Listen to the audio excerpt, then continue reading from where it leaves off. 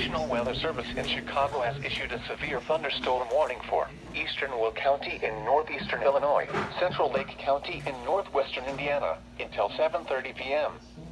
At 6:41 p.m., a severe thunderstorm was located over Beecher, or 7 miles south of Steger, moving east at 35 miles per hour. Hazard, 60 miles per hour wind gusts and quarter-size hail. Source, radar indicated. Impact, hail damage to vehicles is expected. Expect wind damage to roofs, siding, and trees. This severe thunderstorm will be near St. John around 6:55 p.m. Cedar Lake and Lake Dalecarlia around 7 p.m. Crown Point around 7:05 p.m.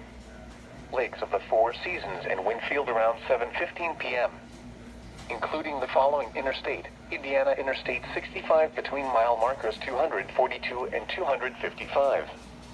For your protection, move to an interior room on the lowest floor of a building.